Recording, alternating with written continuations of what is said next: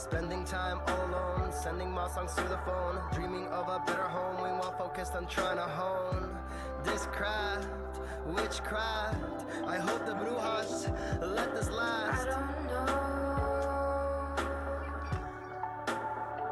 if the earth is painted. Those are the sounds of Water Outside on WNHH LP 103.5 FM New Haven. Behind the brand with myself, Prestige, and my partner in crime, Long Island Rays, Elm City made EZ Bluez is in the building. Our guest today, a good friend of mine for quite a long time now. I call him Terrible, but his professional name is Visual Jason. Jason, what's going on, man? Welcome. Hey, man, I'm doing pretty good today. Thank you.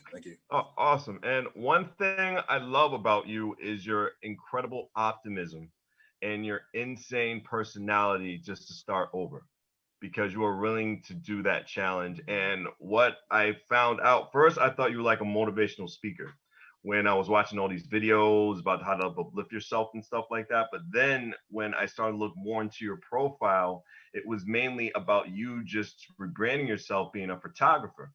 Now, why photography? Why doing that? Why does that uplift you? Why does that make you a brand new person? I just want to go right ahead, man.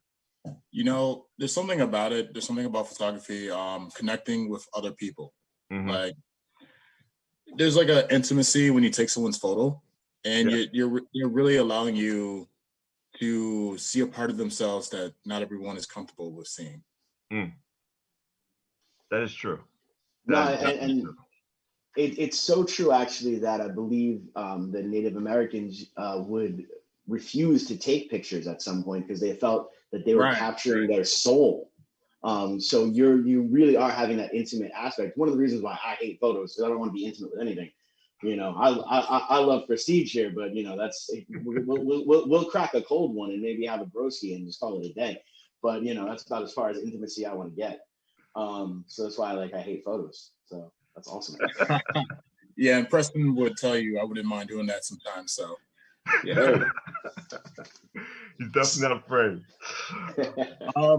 I don't know. It's something. It allows me to feel more human. Seeing other people's humanity, I don't know, something about it. I feel more better as a human being myself, just seeing that in other people. Wow. What makes a person want to choose you? What separates you outside the box from most photographers? Because you get photographers anywhere, but what makes you stand out? Honestly, maybe because I'm mad. Maybe because I'm pretty crazy and they just have a good time hanging out. Right. But I just like to let people have a good time. It's not all about just work. It's about enjoying hanging out. Like, my first go-to on a photo shoot is, can we have a good time? Can we laugh? Yeah. You definitely bring that environment, what I see in your Instagram stories. There's a lot of music going on, a lot of positive environments, a lot of people smiling, and a lot of photographers really can't do that when you think about it. Some are very monotone. Some are very angry because they want that shot a certain way. You know, a lot of people feel because it's you make it more of a passion than more of a job. And that's what I like at what you bring to the table. You really separate. I agree. It's all about comfort, right? Yeah. It's all about comfort. Like, this is your home, right? This is your show, right? And I feel really comfortable coming on your show, the way you guys came on. And I try to emulate the same thing in a photo shoot. A lot of times I'm dealing with a lot of young ladies, and me being a 6'2" huge man, 260 pounds, that could be a little bit intimidating. So I had to practice and find ways to break the ice where people just want to come in and have a good time. I've heard horror stories, and I don't want to be one of those horror stories. Gotcha. No, it's so true, because it can be traumatizing. I've been in the entertainment industry for a while, and I've had some photo shoots where I'm like, I don't want to be here. I want nothing to do with this. This is terrifying to me. That's the thought process. Yeah, are we done? Are we done? And what I really like about what you're saying, and your approach to it is very similar to a really good recording engineer. You let the person be themselves, And in that's what you're trying to capture. Instead of forcing your vision on the person, you're allowing the person to come out so you can see vision. And that's why I really do love the your branding as per Visual J. It's important, like that's important, because you're allowing the other person's vision. It's not about your own. That's dope.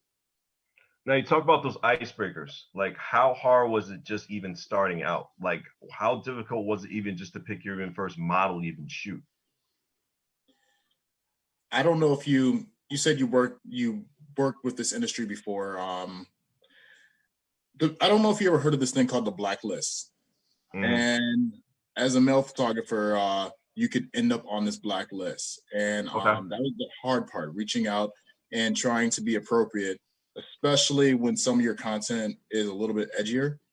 So I just had to be polite, you know, like I had to work my way into the community, be a part of the community, talk in the community, talk on other people's pages, give them props, like, oh, I like your work.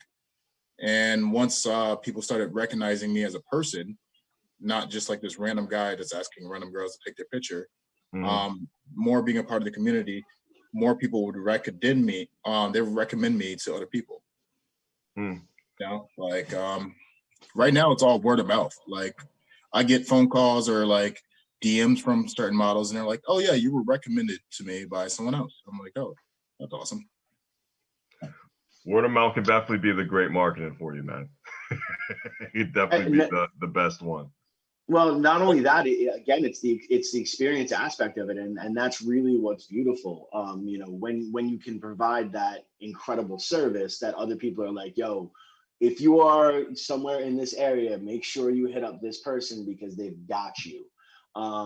That you can't print it, and that's why, like in our type of industry, you spend a lot of time giving things away. You give away your talent, you give away, you know, a little bit. You cut people those discounts. You cut it in the beginning to hopefully catch up to it on the back end, but you're also doing it with dignity and you're being a phenomenal human being. And that's really what a lot of people forget and that's one of the reasons why Prestige and I put the show together, is we wanted to show people the person behind the brand itself. And I cannot tell you, man. I cannot tell you how many times I've done free shoots in the back. Like it's just been a tool to grow. It's like, hey, I'll just come over and like, you know, take your shots. Oh, how much are you gonna charge me? Nothing. They're like, wait, what? Are you serious? And it's really the shock factor. Jay, what photographers influenced you? All right, so I'm gonna go with the biggest one right now, right off the bat. There's a guy named Peter McKinnon. Okay. He is a huge YouTuber. Like the dude blew up like over 1 year, like 1 million subscribers in like a year type thing. He's probably up to 5 or 4 by now, who knows?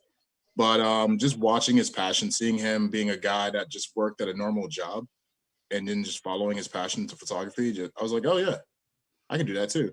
That's cool. And it's like his passion for people. It was the same personality, the same vibe with Peter McKinnon. It really is. It really is. The dude, he's just a very positive person. And that's the part of photography that attracted me the most. You know, I used to go out a lot and I didn't really have much going on in my life. And then I found photography as like something to give me a reason to wake up in the morning, you know, something to work on, something to like work towards. I think as men and people, we just need like something to work towards in life. And this was my thing. And people like Peter McKinnon, they were out there just like showing us that it's possible. What technology and software do you use? What did you start out with is the whole thing, because this stuff is not cheap. It's very, very, very, very, very expensive, especially when it comes to cameras. I mean, I remember one time I was looking at cameras, one was costly about like $800, and they said that was a starter one to just begin your career. And it's not just one camera, it's multiple cameras that you guys use to get that right kind of shot, to get that right kind of shoot. And when you think about it, it's different kind of shoots for different kind of people. But go ahead. Funny you say that. On my table here, I actually have my Sony, and then I have my Fuji. But starting out, these cameras are really cool, and they really do the job, and they do different purposes. But starting out, I had this $200 camera, which I had no idea what.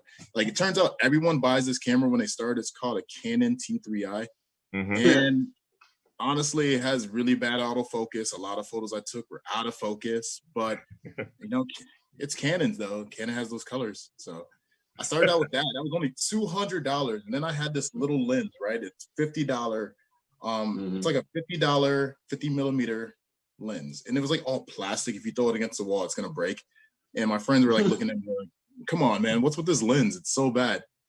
Turns out it did end up breaking on me. The autofocus just jammed one day, but it got me started. It got me going, and then eventually, the gear is expensive. You guys know in the audio world, you buy one microphone and like $800, then you got to buy the wires, the mixer, whatever. Now I'm buying lenses and different camera bodies.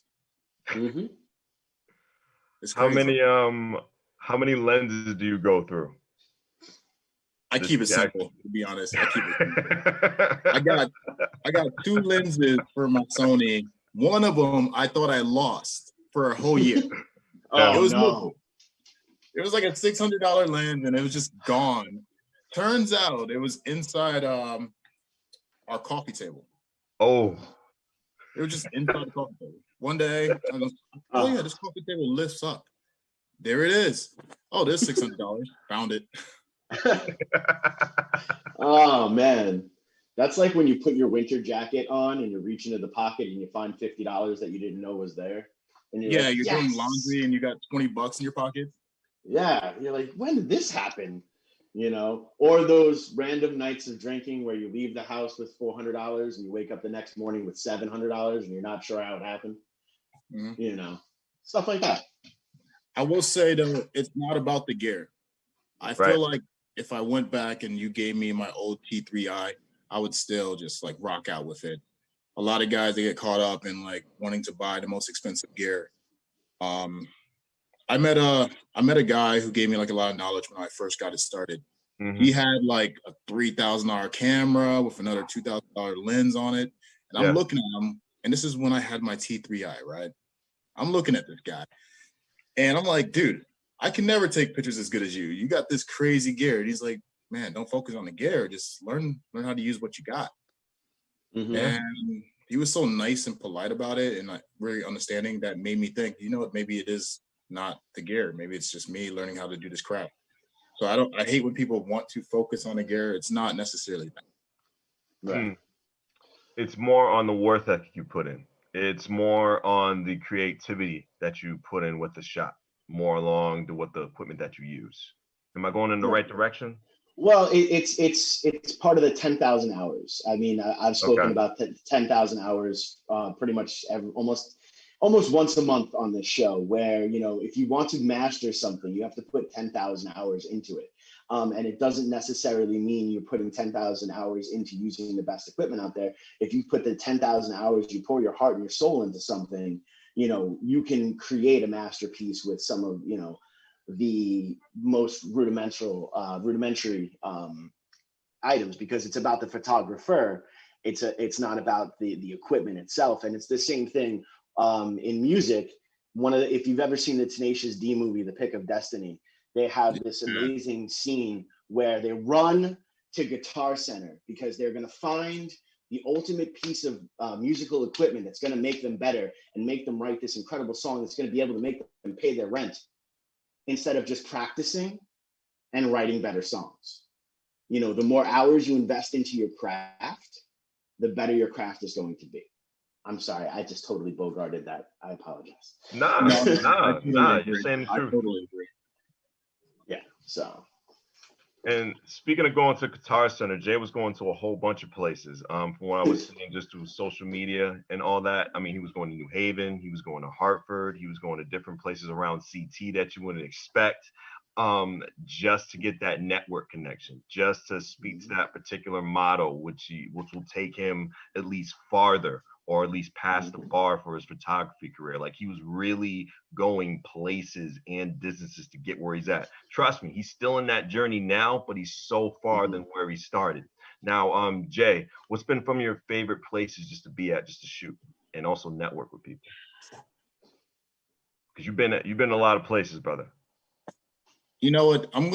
This is gonna sound corny, but New York City. It does sound corny on WNHH LP 103.5 FM New Haven, behind the brand, myself, Prestige, and my partner in crime, Long Island raised, Elm City made, Easy Bluez is in the building. Visual Jason's here with us on Behind the Brand. He's going to tell us why NYC was a little bit corny. Go right ahead, sir. This is gonna sound corny, but NYC, because I feel like every photographer loves NYC, but right. I love that city before I was even a photographer. There's something about it. You know, you're there, you got food, you got music, you got like people that don't sleep, and there's so many ways to capture that city. You can never get bored. I mean, I feel like living in Connecticut, New Haven is my little paradise. I don't have to go far out of the state because it has similar vibes. You got food, you got architecture, you got different stuff. Absolutely. But like, if I had to break it down, anything urban city. I love being in a city. I like the roughness of it. I like seeing like the different angles, the different architecture. And my favorite thing is to take something beautiful, like a beautiful model, and put her in front of something like gritty, like the cityscape scene, and then show that contrast. It's pretty cool. There's endless opportunities. Endless opportunities. I mean, but there's tons of places I want to go, haven't been. Going to Europe. The moment this COVID-19 is done, I'm going over there. You guys are welcome to come. We can go on like a little trip. Now, I'm gonna hide in your luggage because I can't afford that right now. But it's okay. I'm working on my stretching. I've been doing DDP yoga, so I should be able to fit in the luggage shortly. It'll be. I mean, if you got the yoga down, I mean, you could like just take your leg, put it behind your head, get right up in there. I'm too old and too hurt for that, sir. I wouldn't do it. I wouldn't do it to you anyway. You see how they be treating the luggage on these planes. I wouldn't do it. There you go. I appreciate that. How has it been being a photographer during COVID-19? Like, how has the routine changed post-pandemic, or during a pandemic, I should say, right now? Honestly, people are absolutely mad. They're just like, you know what, we're still gonna create art. Yeah. But no, it definitely slowed down a decent amount. I was getting to the point before COVID-19 where this was a decent secondary income, even to the point where I was considering going full time. But this has actually slowed me down, which is a good thing. Now I get to focus on what do I actually like. And I had put a lot of thought into that, and now I know down the line what I want to do, open up a studio and all that stuff. But as far as getting work, I've been able to maintain. You know, it's been decent. Okay. Now, actually, I have an interesting question about that. Have you been able to get a little bit more interesting shots that you weren't able to get before? I actually heard in an interview on a different podcast that I'm now absolutely in love with, that someone who lives in New York City was able to take her bicycle like through Times Square without any traffic for a little bit of time. So, I think there might have been some incredible opportunity to get some real like desolate kind of shots, and then just have this extra beauty to it. There's way less people on the street. Last time I went to New York, it was terrible because I wanted to shoot the Brooklyn Bridge from a certain angle, but that place was just swamped. I went to a few different locations, swamped. But ever since COVID-19, empty. You can actually get the shots that you're looking for. So yeah. It's been beautiful, huh? Yeah. Oh yeah, it's like meditation, photography meditation. You're just walking around and getting shots. No one's there to bother you. Throw some headphones in, or bring a speaker or something. You're good. Yeah. I've been exploring with video too. Right. Really? And that's a big change up. I think COVID-19 has allowed me to take more time to actually learn. Right. Before COVID-19, I'm just shooting all the time, every week, every time I have a day off, I'm just trying to shoot. But now I'm like, let's try something new. Right. Reset mode. Yeah. Reset mode. Sorry, I got my roommate in the back here, but we're all good. No. It's all good. But that's amazing, just how you put it right there, because usually how Easy put it, which is a really good perspective, you really don't get those interesting and shots that you really get pre-pandemic. Like you said, the Brooklyn Bridge. I remember one time I saw one of my friends post a lot of stuff on Facebook. It was like an empty downtown New Haven, which he never saw during the daytime, which was just like crazy how the shoots were. Like he was shooting stuff near the Yale Theater. He was shooting stuff near the New Haven Green, where it was just emptiness of just nobody there, like a complete ghost town near the Peabody Museum, different locations like that in New Haven. It was just a really different, interesting, if I can barely speak, outlook just to see in life. So it's just amazing how you just capture that eye. Now you guys got me motivated because like there's so many spots in New Haven I want to go see. Like that, what's that library downtown New Haven, the Yale Book Library. It's like the big building. Yeah. That place is always swamped. Yeah. Now I got to see if I can get up in there. Well, no. What's interesting is also kind of being an artist. There has been some of these incredible moments that I've even just had in regular life. I love to throw my headphones on and just go for a walk. And I live in New Haven. I live in the city. So going for a walk, I'm going to run into some interesting people. I get to do some incredible people watching and see just how beautiful New Haven can be, because you can see like someone who is an Orthodox, walking to their service, and then like the corner next to them, a couple of dudes playing dice. And it's just this incredible just amalgam of beauty and reality. But here I am now. I've got my headphones on my my Spotify playlist, which is all local artists. And Seth Adams, Whose Town comes on, which is all Who's America comes on, which is all about how we have failed as Americans and things have kind of gone in the wrong direction. And here I am walking through New Haven, and it's completely dead. Yes. Like you almost have the tumbleweed from the Old West shows on there, and it was such an incredible experience. I was just like, wow, this song hits so much harder right now. And just as an artist, I want to make sure that I'm capturing how I feel now, so I can translate that into art for later. But that's just me. This may be the best time for artists. This time to reflect. Think about like all those authors that we used to read. Like people don't read books anymore, but all those authors, right? They would go get like a cabin, right? And they'll go sit in the cabin in complete isolation for X amount of time until that idea pops up in their head. This time where we have like all this isolation, all this time alone, or like even when you're out with your friends, it's really just you and just your friends. It's not like you and a whole club of people. I think this is the perfect time for an artist because that inspiration is going to hit in a different way. How do you get paid for what you want to do with your photography? How did you know that your set value was to go to customers?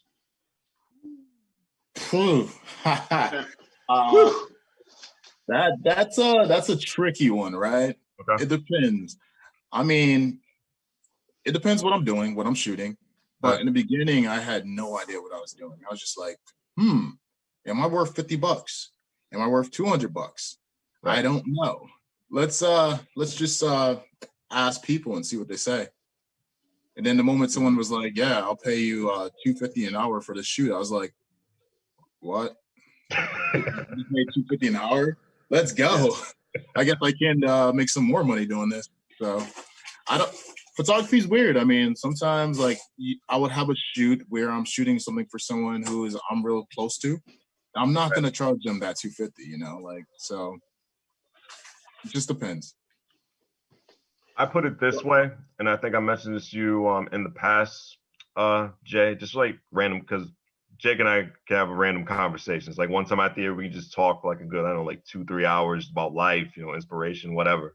And I was telling them, if people are really there for you, if people are really your true friends, they'll definitely give up the buck for you. They'll definitely put that money in to support your dream. Because I always say bills and friendship are two very different things. I understand discounts, but that's at a medium. The last thing you really want to do is be taken advantage of, especially with people family and stuff like that, trying to get a little quick edge. Don't get me wrong, it's always great to help out. It's always wonderful to help out. But at the end of the day, you have to definitely know yourself. You have to know your value. You have to set your standards. Okay, I understand you want this done, but this is my requirement as an artist. This is what I need to do. This is how I feed myself. This is how I put, how I, I maintain my bills. I maintain my stability.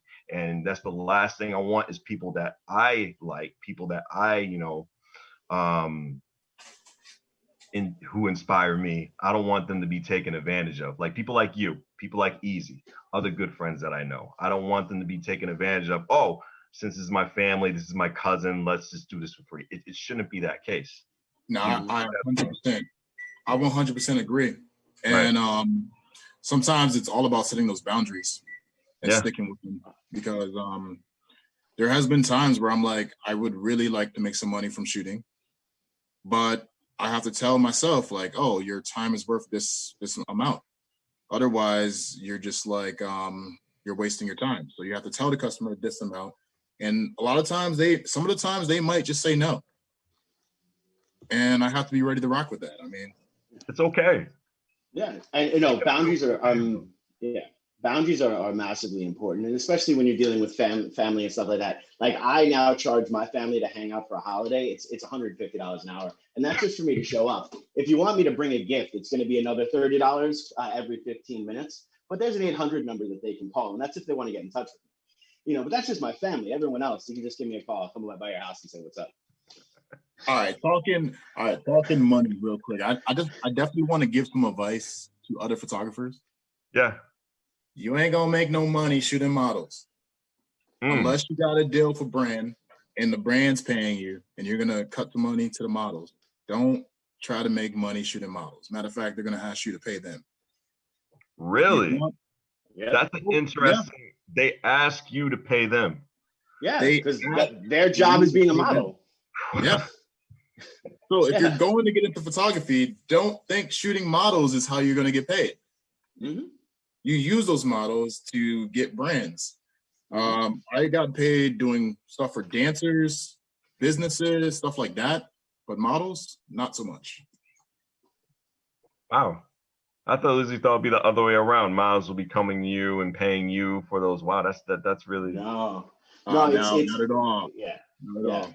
No, it's probably interesting to me, Easy, since I'm not really in that world, because like I assume just like, everybody makes assumptions just when you see pictures and everything, like models coming up to different photographers and asking, willing to do anything just to get that, I kind of figured. That's for the established photographers that are already tied to brands.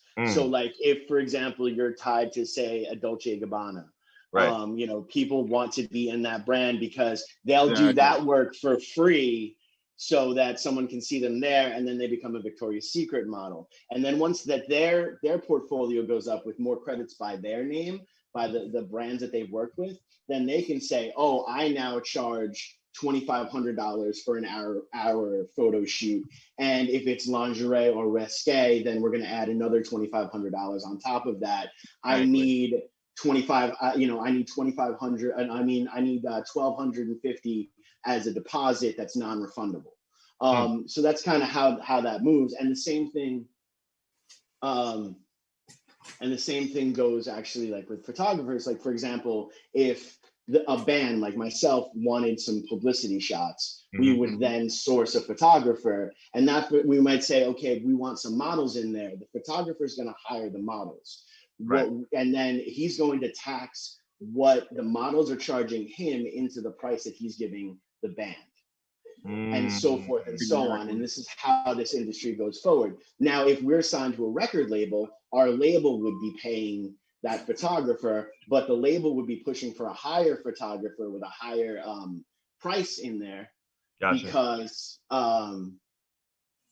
Because it went crazy viral in different type of aspects. It depends. It depends. So much going on in there, Easy. Yeah. Who's higher up on the food chain? Exactly. Is the model higher up? Is the photographer higher up? Is the musician higher up? Or the record label? Exactly. Who got more? Do you see yourself going outside the box when it comes to your photography, Jason? Do you see yourself doing photographies of kids, weddings, anything of that sort? Going, more out there. I'm actually going outside the box right now. Okay. And I just shot my favorite shot like yesterday or like a day before. And I can't tell you about it because I want you to see it. But it's out there. It's weird. And it's edgy. And my favorite, okay, I'll give you an example. My favorite magazine is, well, I have two. There's Vogue and I can't even pronounce it, Juxtapose. Okay. Juxtapose is like an art magazine. It's very, it's very different. And I plan on being even more different and more experimental. I have no plans of shooting weddings or all the traditional stuff. Actually, I do have one wedding to shoot. That's only because it's a close friend and he's paying me. But it's not something I'm passionate about. I'm going to try to do things that are more out there and artistic. I worked in a museum when I was a kid, and I used to go look at all the paintings that are just like MC Escher, because his paintings are really weird. I don't know if you've ever seen them. They're the ones with the staircases, and they're just all over and weird. Yep. I like that. I like that weird experimental stuff, and I want to find a way to do that in photography and still make it a job. Right. Okay. That's awesome. Okay. So you wanna take that extra step. Yeah. I'm trying to walk up those MC Escher stairs, you know, like I don't know where I'm going because they don't really lead anywhere, but I'm definitely walking up. It's kind of like, you know, hanging out in the other reality in Doctor Strange, you know, where anything is humanly possible, and that movie visually, and I think it won an Academy Award for its visual effects. It has this extra beauty in there by distorting reality's image. So I really, and from what you're saying, how you love to put, you know, beautiful models in front of, you know, a gritty backdrop to show that contrast, I can only see that contrast get shot so much further out of the stratosphere by using those type of extra effects. So I'm really looking forward to it. So I know you guys watch like a lot of movies and stuff, probably. And you see how entertainment, it's getting wild out there. We got things like Tenet, where I leave the movie theater and my brain is almost broken. That's what it is. Trying to figure out that thing that breaks the brain, but it's just I learned about this thing called cognitive dissonance. Or not that. Basically, how many things can you put in a photo to make people go, huh, and stop? Instagram culture is so easy just to keep going, or even like Tinder, you know, swiping to the right. But like, what's gonna make a person just stop? Right. I think once I make it to my career where I figure that out 100%, then I'll be at the point where I will be going in the direction I want to be.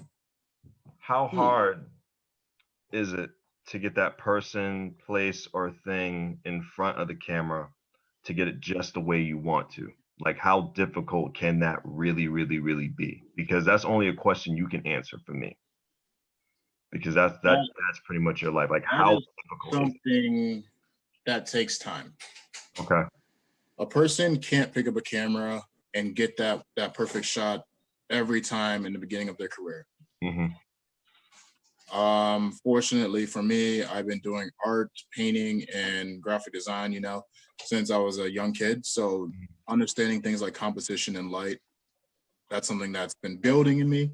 I just think that takes time. I mean, especially if someone's young and they're just starting out, not to get frustrated because they're not getting the shot exactly how they saw it on Instagram, you know, because you're going to go out. There's been tons and tons of nights I've gone out and I'm just like, I got a plan in my head and it just didn't work. I would go home and I'd be like frustrated and I have to like think about it like, oh, but what could I do next time to make it better? Oh, maybe I have to go during a different time of day. Maybe I have to go do this. Bring some extra tools, you know? Bring a tripod. It can be really different sometimes. I can definitely understand. Since you've been talking about, you know, Europe and everything, post-pandemic, what are other places you plan on going? Do you plan on going to Miami one time and shooting? Do you plan on going to LA You know, what are the 2021 plans? You know, since we have a vaccine coming soon in the works, and hopefully it can be effective for everybody and we can get back to somewhat kind of a normal. What are the 2021 plans for you as we talk about this on WNHH LP 103.5 FM New Haven? Behind the brand, myself, Prestige, Easy Blues, Visual Jason. Go right ahead. Well, I've been to Miami, and I don't know if you've ever been, but it's a fantastic time. Matter of fact, the first time I've been there, the first time I've been to Miami, I think I was like only 12 years old. And my grandfather, I went down there with my family, which was never go to Miami with your family. It's like a weird experience. But my grandfather, he walks by this nightclub and he stops and his mouth just opens. And there's like these beautiful people dancing on tables. I don't know what they were doing, but he was certainly shocked. So then my grandma walks up, slaps him in the face, and then we just keep walking. But Miami's a very crazy place. But at the top of my list, I would have to say Budapest. Budapest? Nice. I want to go there. It's Europe, and it's not the most popular place in Europe. So I'm sure there's things I'm going to see that aren't necessarily online. They got these things called rune bars. They're hella cheap. You want to go someplace where you can like live off $20 a day and just drink and have good food and go to the baths. That's the spot, man. Interesting.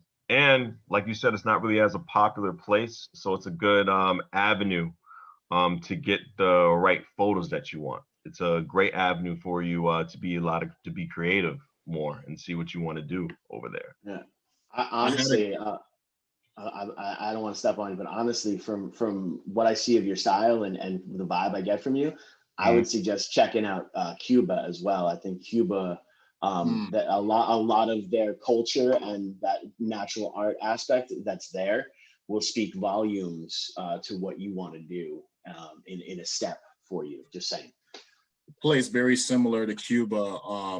I won't say very similar because I don't want to offend anyone, but like a Latin country I wanted to go to was Colombia. 2018, before COVID-19 happened, I was down in Miami, and I met a bunch of friends staying in a hostel. Don't know if you ever tried one. If you haven't, I suggest trying it. You'll meet a lot of cool people, or you won't, because I met some non-cool people too. We were making plans to go to Colombia.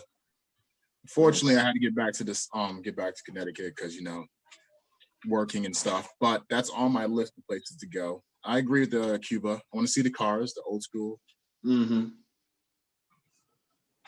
Old school cars in Cuba? Old school cars in Cuba. They got all, they got all the old cars. And no emissions test, so you have to actually roll with windows down, or you will die in the car. Yeah, no, you'll die in the car. Come on. No, serious. No, I'm not joking. That sounds terrible. It's not. It's but hey, the rum there. Off subject. But I recently had to buy a new car, and it was because I had a fuel leak. Oof. Everywhere I would drive around, I'm just smelling gasoline. Yeah, what you said made me think about that, and that was like insane. Oh my goodness! Surprised I didn't pass out at the wheel. And thank goodness you don't smoke.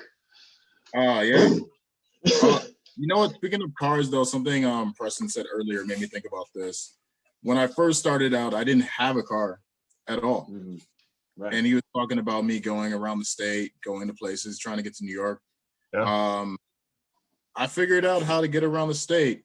Go to New York, go to New Haven, or whatever wood place you need to get to take a photo. Yeah, you could just take a bus or an Uber. So I'm just thinking for the young kids starting out, like they're like, oh man, I need my parents to drive me. I'm like, you could wait, you could, or you could just explore. Like, yeah, you figure it out. I mean, if that's not what life is, it's just about figuring it out, you know. And you figure out, and you have to be more resourceful. You have to, but you want it more, and that shot means more, and you're putting more passion into that because it costs more to get there, and you're sacrificing more for that. You know, a lot of people want to throw away the struggle aspect of being an artist, but it's really, that's all part of the journey. You know, it's the destination is not success. It's the journey itself that takes you there. And that's what forges us as human beings. So I totally agree. When you get there and you got $5 in your pocket and you got, like, you're tired in you. I don't know. It's like a bad day. Dope tattoo, by the way. Dope tattoo. Thank you. Dope tattoo. I've been watching Mandalorian. Me right, too. You're just tired. The shot means so much more to you. Like at that point, like you're just like, oh man, I'm exhausted. I can't wait to go home and sleep, but I got the shot. Yep. Exactly. What takes you what do you see in working with other photographers? Because I think I've seen like some kind of videos or other kind of pictures where I see you working with different kind of artists and, you know, working with the same type of model or working the same type of scene. Like, what do you expect out of a team with not just you, but like 2 other cameramen? And what do you want to bring to the table? First thing I thought about was working with other people is a double-edged sword. Mm-hmm. Sometimes it's fantastic. Sometimes it's absolutely horrendous, like to the point where we went back to earlier. Some people in the photography industry aren't doing it for the right reasons and rub people the wrong way. But the best parts about working for the people. Matter of fact, have you heard of this thing? You would have seen it a lot down in your area. It's called the photo plug. Yeah. I want to shout out the photo plug. I don't know if they're going to come back after COVID-19 or anything, but that was a leap forward in my photography skills because the guys put together an event where a bunch of photographers, 50 photographers, 100 photographers, and a bunch of models get together and shoot together, and their skills rub off on each other. Like, I would not be here if it wasn't for that, because a lot of the guys, they would like give me advice, tips, or like I'll just see it differently the way they're doing it. I'll be like, oh, why are you shooting it like that? Why are you down on the ground? Why are you like standing on your head? Like, what's going on? And it was the yoga, and I had a smoothie beforehand. I'm sorry. I'll try. Those green smoothies, man. I don't trust them, man. I don't want to be in the bathroom all day. Telling you. Make you a new man, just like that Hamilton song. Oh man, there's one girl, she tricked me at Herbalife one time, and I would never.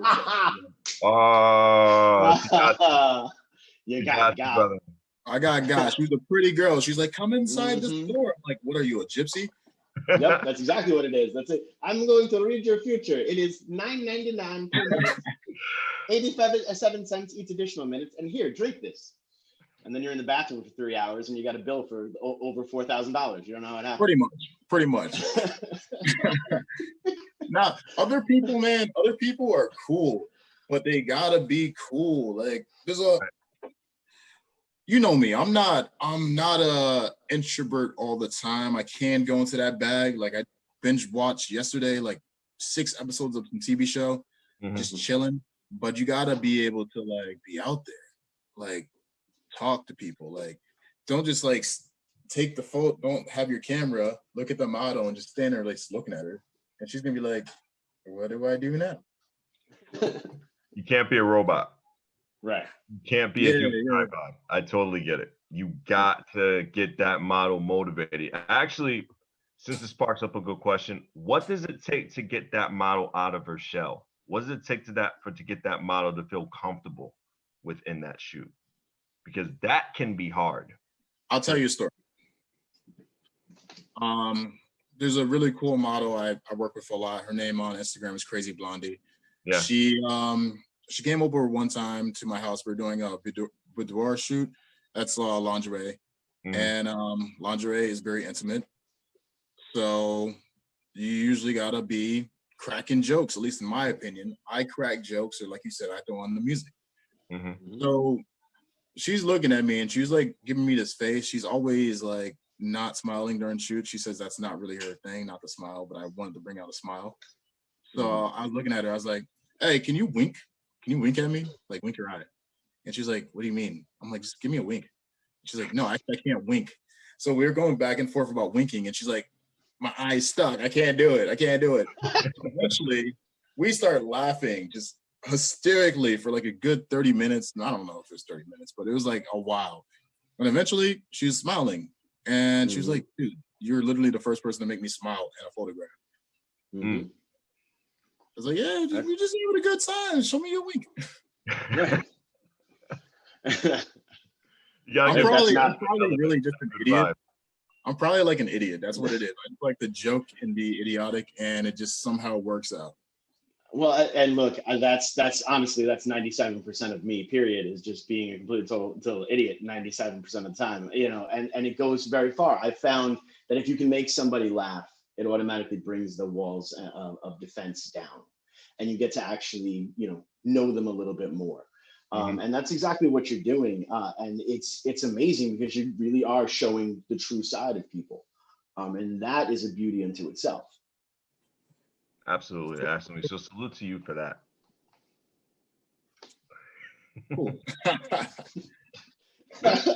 But since we only got so little time left of this broadcast, Jay, just a little bit more into your Instagram, a little bit more when people can reach you, and pretty much any advice that you can give on just the future, just photographers who are willing to even start, even right now during COVID-19 pandemic. Go right ahead. All right, so my main place you can find me at is on Instagram. My name is Visual Jason, and I post there a lot. I haven't posted in a little bit. I got to get back to it. Absolutely. But I will be on there, and I will start on YouTube, same name, Visual Jason, because I'm going to be doing some exploration, going out into the woods and taking video. Honestly, if someone is just starting out, you got to use your camera. You got to use your camera every single chance you can, because you're going to learn the settings, you're going to learn light. There's like a lot of little technical details you want to master, because you don't want to be like trying to get a shot and be thinking about like those little technical details. Once you understand those things, you're good to go. Then you just, from there, it's just exploration. Just do whatever you want. And you really are absolutely right, because right now people actually can start their dreams of what they want to do. I mean, despite like what you said, that no excuse attitude, how you were taking Ubers and going back and forth with the train. And if you can walk there, you can, because you wanted that extra step to get ahead. You didn't want to be living in that normal life. You can do it right now, especially in the great world of social media we got. We got Facebook, we got Twitter, we got Instagram, different ways to communicate with different people. So there's really a no excuse mentality of where if someone is home all day, yeah, you probably, I can't show my smartphone, but you got a smartphone that has a sick camera. Yeah. I don't even need my cameras half the time, because I have my smartphone and it shoots in RAW, and that's a quality for your pictures. I won't go into detail about that, but it shoots in RAW. Right. And I got YouTube. YouTube taught me how to edit photos. It taught me about composition, and all of that's on there for free. Yeah. Someone starting out in anything, music, photos, playing guitar, wants to cook, whatever. You got it all right in your phone. Yeah. You can save a lot of money. A lot of money. A buddy of mine was going to college for photography. He finally dropped out. I told him again and again, I was like, you don't need to go to college for this. This is not right. This is not the thing. But yeah, that's my advice, man. Definitely. Jay, I just want to thank you just being a part of this show, for being a part of Behind the Brand. I got to get you again, man, because there's so much to even talk about, especially with these smartphones, because like there's different kind of applications you can use. So you can probably even save money on that $1,000 camera, that $2,000 camera, where you can just get an app for free and just put it on that iPhone and just start shooting. People won't even iPhone 12, baller. iPhone 12, Samsung S20, baller. Yeah. The iPhone 12 camera is probably even just as powerful as that $3,000 camera. So, you know, I'd love to have you back within this 2021 Behind the Brand, getting it going. And I just want to thank you just being a part of the program, brother. There's so much to talk to you with about, and hopefully we'll get all that material and that stuff that you really wanted to get in that weird kind of photo shoot. I really want to talk about when you really get Oh no, you're coming back. You come back. What's February look like for you? What's February? I'm down. We can talk about that after the broadcast on WNHH 103.5 FM New Haven. Myself, Prestige, EZ Bluez, Long Island Rays, Elm City Made, and Visual Jason, man. Thank you for being a part of Behind the Brand. All right, and we'll see you on Monday. See you on Monday, 2 days a week. We got 2 days a week now Behind the Brand, officially 2 days a week on Mondays and Fridays on WNHH LP 103.5 FM New Haven. Later, man.